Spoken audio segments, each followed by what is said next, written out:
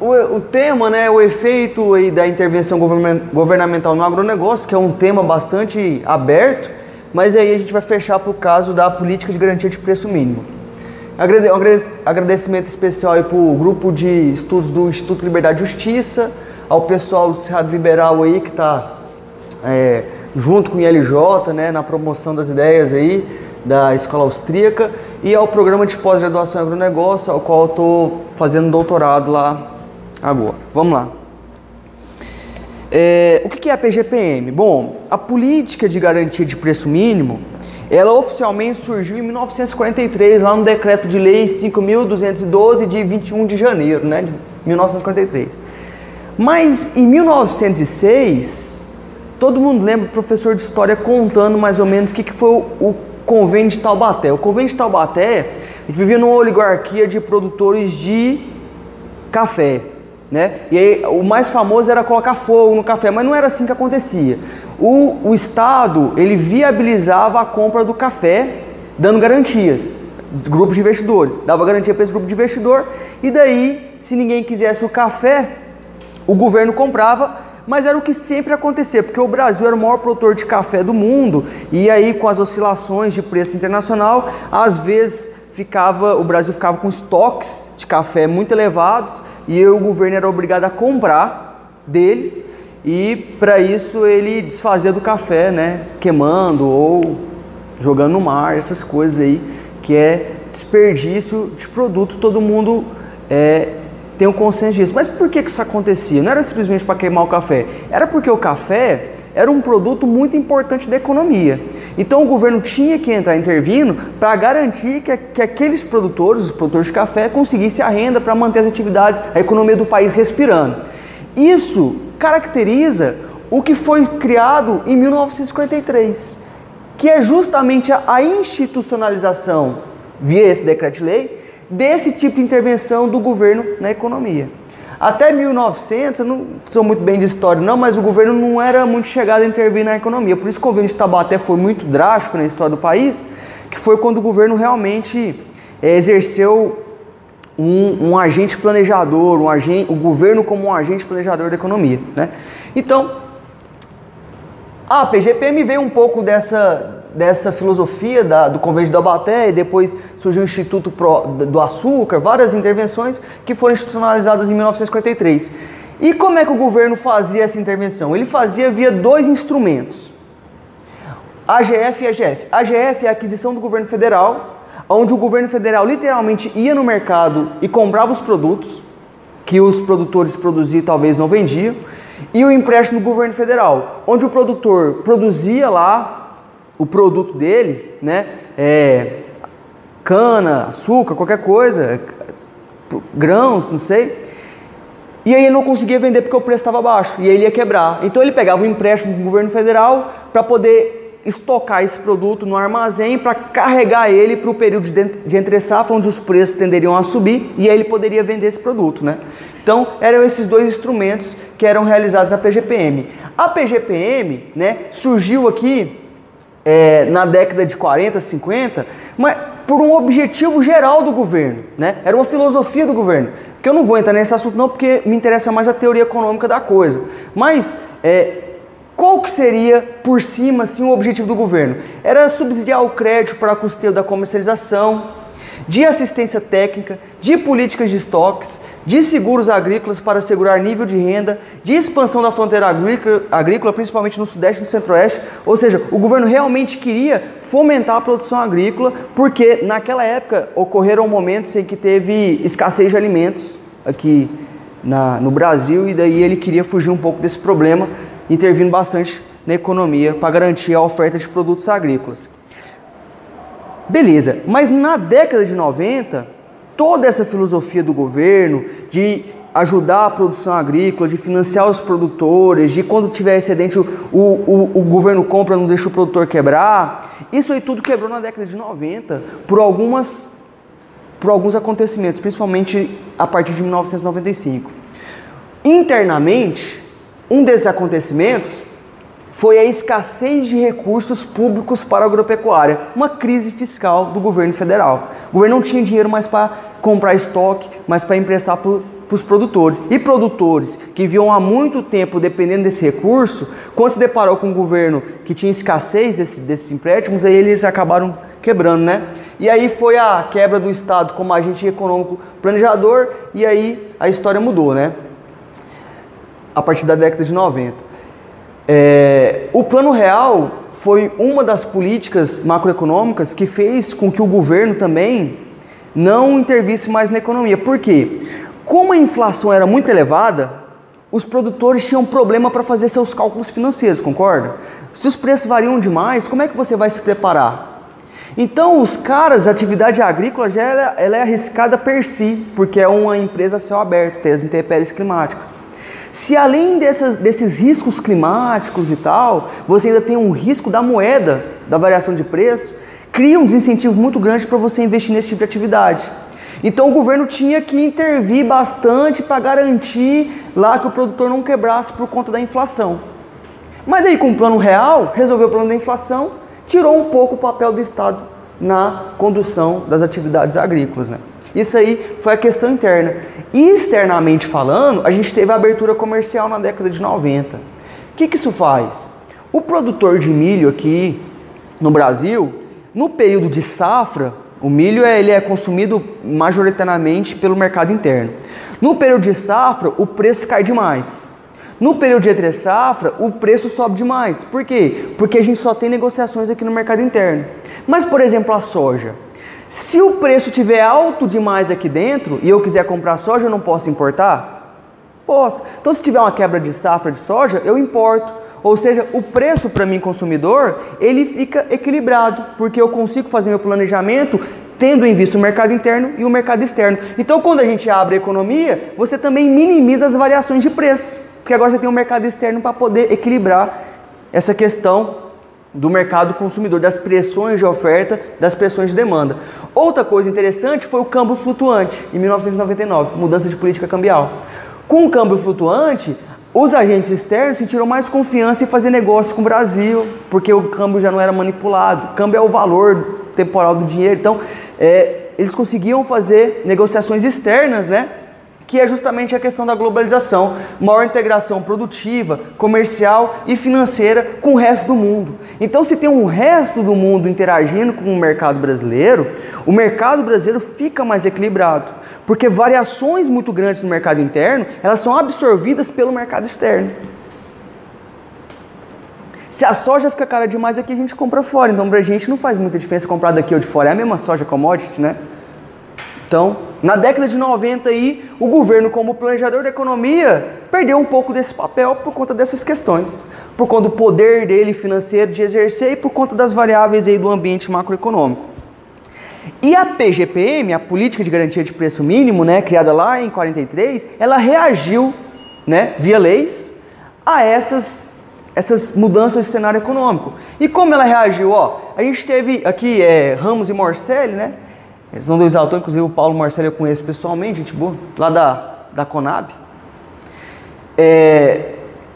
Olha lá, da década de 90 aos anos 2000, até 2010, é que eles fizeram as mudanças institucionais na PM, as normativas. Lei tal. O que mais mudou? Ó, eu selecionei aqui. O que mais mudou? Redução da intervenção pública, né, que foi a motivação. Redução da intervenção pública nos mercados agrícolas e dos gastos do governo com a manutenção de estoques. Então, o objetivo dessas mudanças ao longo da década de 90 e ao longo dos anos 2000 foi reduzir a intervenção pública nos mercados, né? E diminuir um pouco do gasto com a atividade agrícola, um movimento natural. Porque o mercado já vinha mostrando, né, capacidade de resolver os seus problemas. Né? Em 2008, aí, a simplificação dos processos de fixação de preço, questão de expectativas dos agentes. E em 2009, né, a integração da sociobiodiversidade nos produtos que a PGPM trabalhava. Né? Então essa aí foi a mudança ao longo do tempo. Lembra que lá no começo tinha dois instrumentos que o governo criou lá em 1953? A compra direta pelas aquisições do governo federal e o empréstimo do governo federal que ele dava para o produtor carregar para a próxima safra e vender ele mesmo. Né? Isso aí teve que ser modernizado, porque já não dava, dada a dinâmica do mercado, essas ferramentas já não conseguiam mais satisfazer as demandas dos agentes econômicos. Então, Quais outras ferramentas que surgiram? Essas aqui, ó. O AGF continua até hoje, né? Essas aqui são as principais ferramentas, instrumentos de PGPM em atividade hoje em dia. O AGF continua até hoje. Surgiu o contrato de opção de venda de produto agrícola, COVPA. Engraçado, né? Contrato de opção de venda. Isso aí a gente não vê muito no mercado futuro, contrato de opção de venda e tal. Então, o que aconteceu isso aqui, ó? O pessoal da Conab e tal, eles perceberam que eles tinham que copiar um pouco, aprender um pouco com os mecanismos que já tinham sido criados pelo mercado. O mercado futuro é uma iniciativa privada, uma solução de mercado. Então eles começaram a copiar aí, ó, as ferramentas que já existiam, né, no mercado privado. Então o governo começou a fazer também contrato de opção de venda, ó, prêmio de risco de opção privada, colocar agentes privados para financiar a compra pública. Então, integrar agentes privados dentro desses processos de intervenção no mercado para poder desonerar o Estado. Prêmio e valor de escoamento de produto, né, o PEP, e o prêmio equalizador pago ao produtor, o PEP. Então são aí as ferramentas, né, utilizadas hoje em dia, e cada uma para atender a uma necessidade específica, uma demanda específica do setor, né, que evoluiu bastante, né. Bom, tem aquele monte de ferramenta. Quais são os produtos, então, Douglas, que a PGPM ela trabalha? Quais são os produtos quais são os mercados que ela intervém? Um monte, cara, um monte. O professor meu lá da Escola de Agronomia, ele falava que a gente que estuda agronegócio, a gente não pode escrever não, mas a gente tem que colocar a figura para ver se a gente tá ligado. Você sabe o que é isso aqui? Para ver se você aprende. O que é? Café? Esse aqui vocês não sabem não, né? Não. Caraca, eu tinha escrito aqui na minha mão para não esquecer, ó. Isso é difícil, cara, sisal. Então, é uma quantidade, ó. Algodão, arroz, borracha, sisal. Sisal faz fibra, né? É bem pequena a produção. Várias coisas, né? Trigo, feijão, não só o carioca, vários tipos. Leite, café, laranja, soja, milho, carnaúba, piqui. E aí vai, cara, um monte de mercado. Trouxe da sociobiodiversidade, né? Um monte de coisa. Então, em todos esses mercados aqui, ó, a PGPM atua hoje, né? Com aqueles monte de instrumentos lá. Beleza. Ela atua nesse monte de mercado. Mas, quando a gente vai estudar na academia, a gente costuma desconfiar de que todas as ações que acontecem na sociedade têm uma teoria por detrás disso. Tem uma teoria, uma fundamentação teórica. Então, qual seria a fundamentação teórica da política de garantia de preço mínimo, né? Na minha leitura, Sanches e Baixa, José Caetano Baixa é professor lá na FEA, USP, um dos principais pesquisadores de política de garantia de preço mínimo. Essa Sanches aqui, Fernanda Sanches, se eu não me engano, foi orientada dele, e eles publicaram esse artigo aqui, que é um resultado da tese de doutorado dela, na Revista Sober, e eles separaram aí, ó, que tem 3 características da política de garantia de preço mínimo. Tem 3 formas básicas que o governo utiliza para poder intervir nos preços. Todos aqueles produtos lá. Quais são? O primeiro deles é a política de compra de excedente pelo governo. Ó, produtor produz, vai lá, investe e tal. Ah, governo, mas e se eu quebrar? Não preocupa, se sobrar produto, eu compro. Essa é a política de excedente. Pode produzir, garanta a produção, que se sobrar, a gente compra, você não vai perder. Política de seguro de preço. O que é? Ó, produtor, o preço está muito baixo, não tem problema. Eu vou comprar, você vai vender ao preço que eu estabelecer, eu garanto um preço mínimo para você. O produtor, mas é ruim para o consumidor. Não, o consumidor vai comprar o preço que tiver lá, um preço mais baixo. E a diferença entre o preço que o consumidor comprar e o preço mínimo, eu pago para o produtor e aí o produtor recebe o preço cheio. Essa é a terceira forma de fazer garantia de preço, né? E a política de preço subsídio, eu confundi. Essa que eu falei foi política de preço subsídio, e a política de seguro de preço é quando realmente você faz um seguro e aí você diminui o risco de você perder aquele dinheiro. Você já segura antes quanto que o preço que você vai vender lá na frente. Então essas 3 formas. Se a gente estivesse discutindo um pouco a economia, eu poderia entrar no mérito de como que essas curvas elas ficam dessa forma. Mas o que é importante para a gente entender aqui? Suanches e Baixa, na tese dela, ela foi calcular o custo social de cada política. O que é isso? Porque quando o governo ele subsidia um preço grande, um preço maior para o produtor ganha, não ganha?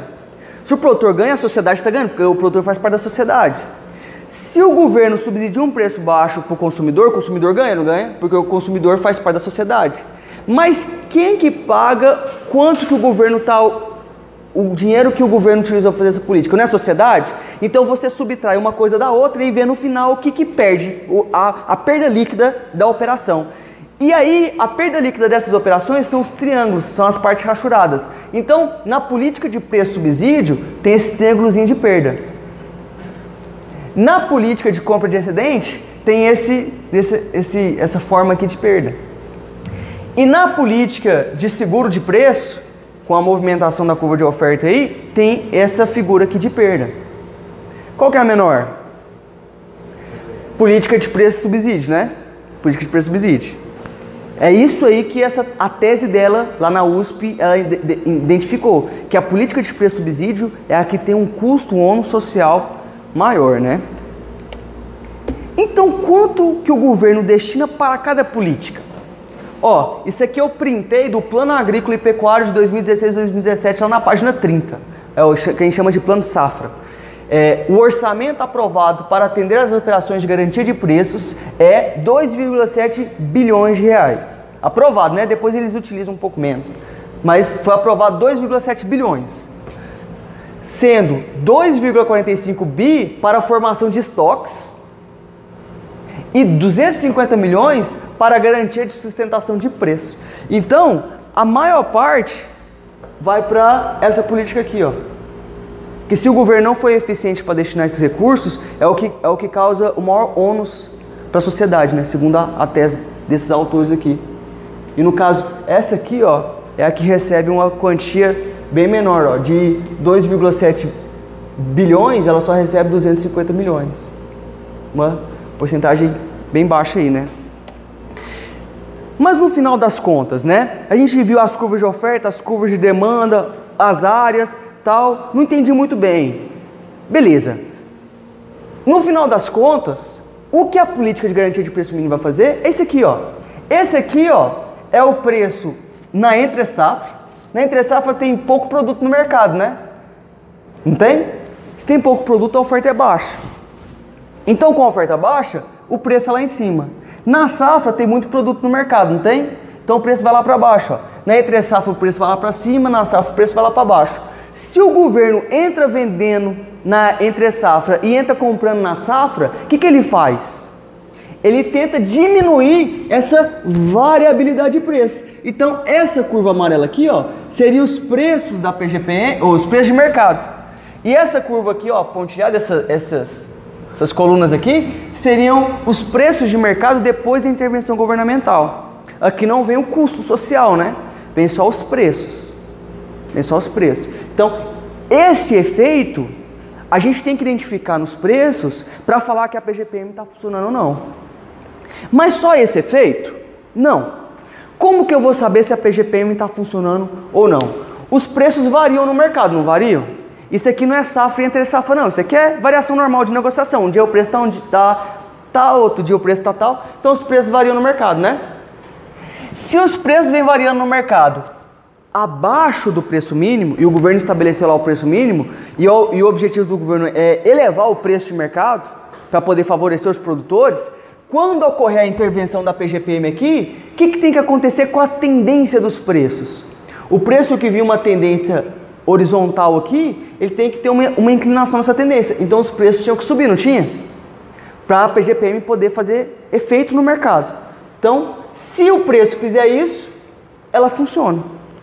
Mas qual que é uma outra consequência que uma intervenção via PGPM do governo, né, intervenção no mercado do governo, pode ocasionar? É esse aqui, ó. Tá vendo que os preços estão variando muito? Alta volatilidade dos preços não é o maior risco? Os preços variam demais. O Bitcoin varia demais. É um mercado pouco ou muito arriscado? Porque varia muito, né? O mercado que varia pouco é menos arriscado, porque daí você consegue fazer suas expectativas de ganho no futuro, fazer o cálculo, né, econômico e tal. Então, uma outra efeito da PGPM seria o seguinte: o governo percebeu que os preços estão variando demais, ele cria um instrumento, aciona o instrumento, e a partir daí nós temos que perceber que os preços diminuíram a variação. Ó. Se isso aqui acontecer, está funcionando. É outro efeito da PGPM, para beneficiar o mercado agrícola, né? Porque a intervenção vem no sentido de beneficiar o mercado. Uma outra forma de funcionar a PGPM: você tem os preços de mercado aqui, que estão variando.